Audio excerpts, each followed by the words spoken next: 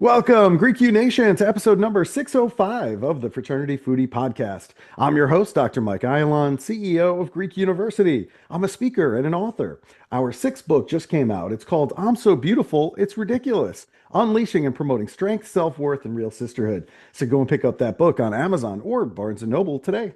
We call these episodes the Fraternity Foodie Podcast because there is nothing like great food to bring college students together. Fun fact, success is easy to see as a speaker on stage when the crowd gives you a standing ovation. But understand that that is only 1% of my job. The other 99% is marketing to my clients over and over again, listening to my clients and what their needs are, and then showing up consistently where my clients are gathering. That consistency has been the secret to my success. Speaking of success, let's talk to our next guest and get some more insight that is going to be very helpful for today's college students. Chris Livezey is a living testament to the power of personal transformation. Despite facing significant challenges during his adolescence, Chris defied the odds and emerged as a remarkable success story. His life took a pivotal turn at the age of 16 when his father gifted him the book See You at the Top by Zig Ziglar, igniting a fire within him to achieve greatness. Motivated by the belief that he could conquer any challenge and prove his doubters wrong, Chris sets ambitious goals for himself. Dedicated to personal development, Chris embarked on a self-education journey, prioritizing his own learning over traditional academia. Venturing into real estate investing, he pursued his entrepreneurial dreams while honing his skills as a public speaker. Today, Chris's highly anticipated book, it's called The Shortcut to Magnificence, has launched, receiving widespread acclaim for its transformative power. Seamlessly integrating into readers' lives, it weaves together powerful statements, actionable exercises, and captivating stories. The book's relatable style and profound insights leave an indelible mark on readers' perspective, guiding them through their personal transformation. With an impressive journey of overcoming obstacles and a wealth of knowledge, Chris Livezey, he empowers individuals to unlock their true potential and also live magnificent lives. Welcome to the show, Chris. Thank you, Mike. Thanks for having me. I'm excited to be here with you today. Hey, this is going to be a lot of fun, and anybody who's going to be talking about magnificence, I think right away you've got my attention, and I know the college students are looking for a little bit of the same. So I appreciate you being on the show. Now, in the intro, I mentioned at 16, your father gave you Zig Ziglar's book called See You at the Top, which, you believe really changed the course of your life. Tell us about that book. What is it that lit this fire in you? And what would you say to a college student today who wants their own turning point moment in life? It's a good question. And I got to tell you, it was the See You at the Top book that definitely changed the course of my life because up until that point, I was a troubled teen headed down the wrong path. And I was given this book by my father, and there was a story in that book that really resonated with me, and it was about a little boy named David Lofchick. And after about 2 years of this little boy being born, his parents knew that something was wrong with their boy. His head hung too limply to the one side, and things just didn't seem right. So the boy's parents, wanted to take their little boy to a specialist to find out what's wrong. And the specialist said, your little boy has cerebral palsy. He'll never be able to walk or talk or act like a normal child. So the parents, Lorraine and Bernie, didn't want to believe that their little boy was going to grow up not as a normal child. So they rushed their kid around to 30 different specialists. All 30 specialists said, your little boy has cerebral palsy. He'll never be able to walk or talk or count to 10. So Bernie, David's father, didn't like the fact that, his little boy, his child, his loved one was going to grow up this way and not live a normal life. So the father found the best specialist with cerebral palsy, Dr. Pearlstein. And he bundled little David up, brought him to Dr. Pearlstein, and Dr. Pearlstein threw away all other examinations of David with everything that the 30 specialists had said. At the end of this examination, the doctor comes out and says, your little boy has cerebral palsy. He'll never be able to walk or talk or count to 10 if you listen to the voices of doom. But I believe there is something you can do for your boy if you are willing to go the extra mile. You're going to have to push this little boy beyond all human endurance. You're going to have to hire a physical fitness instructor, build a gym in your basement, and push this little boy every day. So that's exactly what David's parents did. They went to work with this little boy right away. And after 2 long years of exhaustion work, all of a sudden, this little boy was able to do one push-up. Now, I'm going to speed up the story here. So fast forward a couple years later, the little boy now, David Lachuk, is already running, 7 miles, doing 100 push-ups in a single day, and completely changed his life around.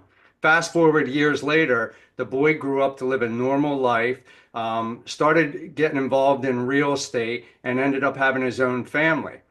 Now, when I was reading this book, I was a troubled teen, and I'm thinking to myself, well, if this little boy with cerebral palsy could overcome the symptoms of cerebral palsy, there must be some real magic here. So I started to, listen to this story over and over again. I went out and I bought the cassette tape. At the time, this is 1999, so there were still tapes. And I just started listening to it over and over and over again. And before I knew it, my life had transferred completely from where it was a year prior. And that was the call. That was the reason that got me to see that we have so much more power in our mind, that we can program our mind to do anything we want. So having been a troubled teen, I had made the honor rolls. All right. I made the varsity wrestling team, the varsity baseball team, and I gave my first school speech to the entire school. And that's when I set the goal that I wanted to become a motivational speaker by age 30. And what I would say to any college student that's listening right now is you don't actually have to wait for a defining period of your life to make a change. Understand that our mind is the most important gift that we've been given. And we have the ability to program our subconscious mind to live the life that we truly want based on the repetition of a new belief. So the important thing would be know what it is you want and surround yourself with information and people that can keep that belief strong. And you're going to program your subconscious mind to start living the magnificent life that you truly want. Man, that is awesome. Good for you. That's just an incredible story. And I think a lot of our listeners are going to go and pick up Zig Ziglar's book now because that's a pretty glowing testimonial in terms of what it's done for you and for your life and your own growth. And obviously, you've built this career in real estate, which is very impressive. And, right now the job market is not great. We're going to get some numbers tomorrow. That'll be interesting to see where the economy is at. But for young college students or recent grads, it's a tough job market right now. So I'm wondering, are there any business lessons from the world of real estate that still influence you in terms of how you approach personal success and financial independence? Well, I mean, the biggest thing is realizing that what I got out of real estate is it's another Zig Ziglar quote. If you help enough other people get what they want, you eventually get what you want. Everything in life is based on negotiation. So when you want something, you got to figure out what it is that you can provide other people. And if you can figure out what other people want first, you already know what you want. And just on the other side of what you want, somebody else has that gift to give to you, whether it's money or a job. You got to figure out how you can impress the other person, figuring out what it is that they want from their perception and tackle that first. Like in real estate, I always wanted to find property. And sometimes if I was going after one particular deal, there might be 10 other investors trying to buy that same property. So we all want the same thing. We want to get in at that property. What I would always figure out is what does the homeowner want? And I would tackle that part first, and then eventually I get what I want. That's a really important lesson. I think, for college students who are out there going to networking events, trying to get a job right now, speaking to employers, et cetera, I think, it's it's tempting to just word vomit and say, this is who I am. I'm so great. You should hire me. But instead, if they take your advice and listen to what the other person needs, right, and what they want, maybe asking them, hey, what are your challenges in your real estate business, Chris? And listening to what you have to say, and then figuring out how they can take their skills in order to solve your problem, then ultimately they're going to get the job. But if they're so focused on talking about themselves instead of what you want, then it might not go so well. So I really, really like your answer there. I think it's really good. We should talk about your book. It's called The Shortcut to Magnificence, and it outlines 13 principles of success. So if we have a listener right now who is maybe a fraternity or sorority member in college, and they wanted to apply just one of these principles of success to their undergraduate experience or maybe in their community, what would you suggest that they start with? I would say principle number one, which is how to develop enough faith in yourself to do anything that you want to do by understanding the spiritual side to our personality, which resides in the mind. So, the most important thing that you're ever going to learn is how your mind works and the difference between your conscious and subconscious section of the mind. And we have the ability to program our subconscious section of the mind to achieve anything that we want in life. And I would say that's the most important principle because from there, then you can decide on what you truly want in life. But understanding how our mind works and the difference between the conscious and subconscious mind will be the most serious game changer to your life. Because once you realize that, you can focus on anything that you want and understand that you have the ability to program your mind to achieve whatever amount of success you want in life. Man, that is powerful stuff. Yeah, I'm a big believer in the subconscious mind. I solve problems in my sleep at times, and it's pretty amazing how the brain works. So that is just really, really powerful. One theme in all of your work is finding meaning through serving other people. So, how do you define the balance between your own personal ambition and your own personal success, and also making an impact, a positive impact in your community? Good question. So I did a little background check on you, and I guess at one point you were an accountant, right? Yes, that's correct. And yeah, I mean, good money, good paying job, but you weren't feeling fulfilled. Right. So you left that, and I believe you started the Greek University, you started at a couple colleges in the Northeast. Yes. So through that, you started serving other people right away and Mhm. found your calling in life. That's right. And it goes back to the saying that Zig Ziglar quoted, if you help enough other people get what they want, you eventually get what you want. So by providing a service to other people, you can find your meaning in life. Yeah, I like that a lot. I think you're absolutely right. Yeah, accounting really was not fulfilling work to me. It just really wasn't. There's no question there's money to be made there, and my bank account looked good, and that's nice. But at a certain point, you have to feel fulfilled in what you do every day, and it just wasn't there for me. And I think you're absolutely right. And I think that is the meaning of life. I think the meaning of life is helping other people. I think that's what all of us are put on this earth to do. And we just have to figure out who is it that we are supposed to be helping. And once you find it, it's a beautiful thing.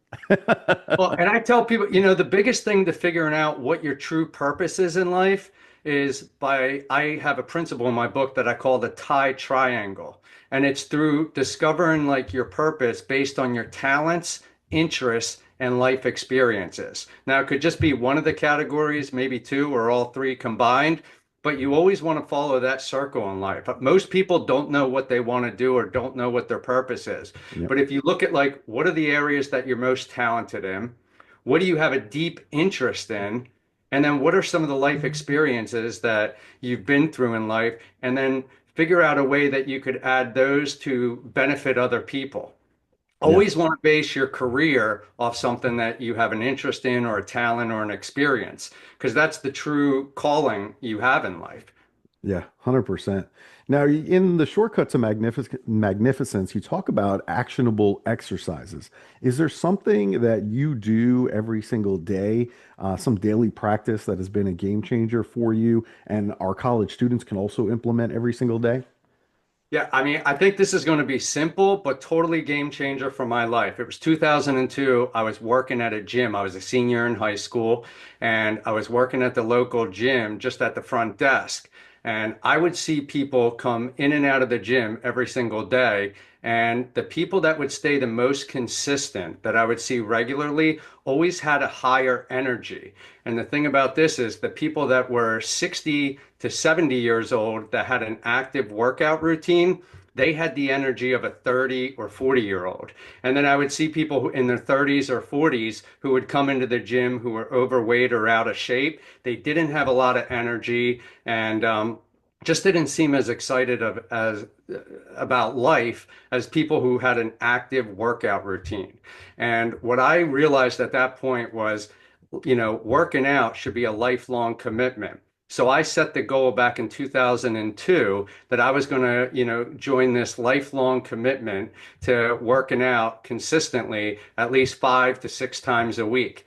So for the last 26 years of my life, I've been going to the gym 6 days a week, 2 hours a day. And that's been the biggest game changer in my life because anytime I have a difficult challenge in life, or something negative happens, any type of obstacle I have to be met with, I could always go to the gym. And once I'm on that treadmill and I hit that 14-minute mark, the serotonin levels in my body increase, the endorphins increase. I get the well-being feeling throughout my body. And all of a sudden, I feel like I can tackle any challenge in life. So I would say, get yourself on a regular workout routine, do it by yourself, get a group of your friends or a couple people to have an accountability partner, but start committing right now to working out every day. And don't do a 30-day, 60-day, 90-day challenge.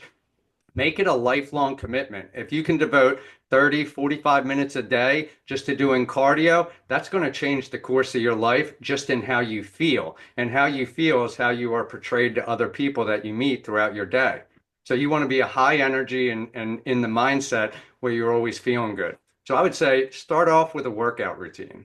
Yeah, I think that's excellent advice. I really do. And I subscribe to that as well. Just got done with my cardio earlier this morning, and it's just a great way for me to wake up every morning, just to get the mind going and to kind of ease into my day. And I feel like if I can hit my workout routine in the morning, that's like one thing that I've checked off very early in the day before Yep. anybody else is awake. And I feel like I've already accomplished something. So like the rest of my day seems like I'm almost like rolling downhill in a sense that I already have some momentum with a win this morning. So I agree with you completely in terms of energy and all of those things that you talked about. Now, the title of your book, it talks about a shortcut. Now, your story clearly involves years and years of study and reflection, seeing things, going to the gym, like you talked about, and seeing what is working for people and what is not, and really a lifetime of effort. This isn't something that you just do for a day, this is something that you're committed to. So, what do you mean by the shortcut to magnificence, and what's the biggest misconception that people have about success? Well, yeah, most successful people will say there are no shortcuts to success. Right. Yeah. I wanted to be the only one in the world to teach people the shortcut.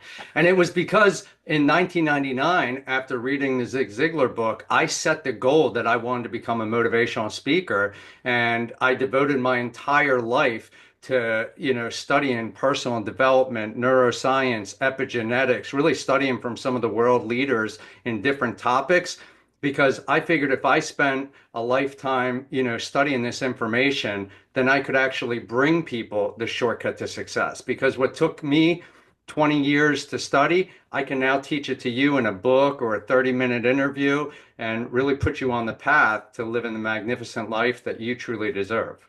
Wow. Well, good for you. We certainly, all of our listeners, we appreciate that you're sharing that information. I think that's just wonderful that you're creating that next generation of leaders. And, I think as we get older, and I'm sure you probably share this as well, we start to think about what our legacy is going to be. Because you and I, as even though we're working out every day, we're not going to live forever. I think we both agree on that, right? Yeah. So that being said, have you thought about what your legacy is going to be in terms of your book and your message with public speaking? What legacy do you want to leave? That's a good question because yeah, I would say that there's so many different principles, the 13 different principles. I think it's kind of like baking a cake. You need all of them to live a magnificent life. But if I could leave one legacy behind, it would be to teach people how their mind works and how they have the ability to program the subconscious mind through the repetition of a new belief. So it's really getting people to understand how their mind works because once you figure that out, you can achieve anything you want in life. Very impressive. I think all of our listeners are going to run out and go and pick up your book because you've got a lot of really good insight that I think is going to help people. Of course, the name of Chris's book is The Shortcut to Magnificence. So make sure that you go out there and pick that up.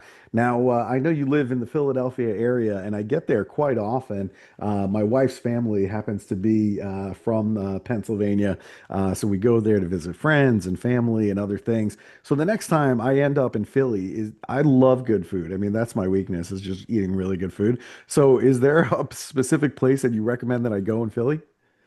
Okay, so there's this little old Italian restaurant. I think they say it's the oldest Italian restaurant in America, and it's in South Philly. It's called Ralph's. You gotta go check this place out. It's an old school Italian spot. I think it's off 7th Street, but I would check that out. They have the best Italian food you'll ever have. Wow, that's a glowing recommendation. I'm definitely going to have to check that out. I live in Nashville, Tennessee, and it's like, getting good Italian is almost impossible. I'm an original New Yorker, so, going to Little Italy and some other spots in the New York area and also New Jersey has some really good Italian spots as well. But I haven't been able to find anything close to what I would call real Italian food anywhere in the Nashville area. Well, Okay. it's funny you say that because now I live in a year and a half ago, I moved to Florida. I Uh-huh. wanted to escape the cold, so I'm living in Florida and I can't find any good restaurants here. You So it's see? like when you come from New York or Philly, it's hard to compare good food spots. That's what I'm saying. It's like trying to get good pizza anywhere else in the country. And it's like, yeah, you call that pizza, but I'm from New York City. Okay. Yeah, I go to Manhattan and I get a slice of pizza and I know what real pizza is. So you can't fool me. Like, right. you just can't. And so I totally get it. Yeah, you and we left because we wanted to escape the cold winters, and now we're stuck in a place that doesn't have nearly as good food. Yep. I had to exchange the sunshine for not having that good of food around here. I still haven't found a good pizza place in Florida. So if Yeah. anybody's listening and know a good pizza spot in the Tampa area, let me know. Yeah, I'll check with my buddies, but it's not going to be New York. There's just something about the water that that makes really good pizza. You're gonna have to fly back to Philly or New York, New Jersey. I don't know what to tell you. Yeah. All right. Well, listen, this has been a lot of fun. You've really given us a lot to think about. If our listeners, if they need coaching from you or they need some speaking services, they need some motivational speaking on their college campus, where should they be going in order to connect with you? You go right to my website, which is chrislivesey.com. ChrisLivezey.com. I'm going to spell his last name for you. It's Livezey. So that way you can go and check out his website today. Of course, we want you to go and pick up his book as well. It's called The Shortcut to Magnificence. And Chris, there's the book. There's the front cover. So you know what Yeah. to look for when you go onto Amazon or Barnes and Noble. So, Chris, thank you so much for sharing all this great information. We really appreciate it. Yeah, thanks. Thanks for having me, Mike. I wish all the students listening the best of luck. And remember, take the shortcut, become magnificent, and start today. We love it. All right, to our listeners, if you enjoyed this conversation with Chris, I want you to like it and I want you to share it on social media with other college students that are also looking for the shortcut to magnificence. I know there are many of you that are looking for it, and I think this book is going to help you get there. Thanks so much for joining us. We'll see you on the next episode of the Fraternity Foodie Podcast. Bye for now. Thanks, Mike. Take care.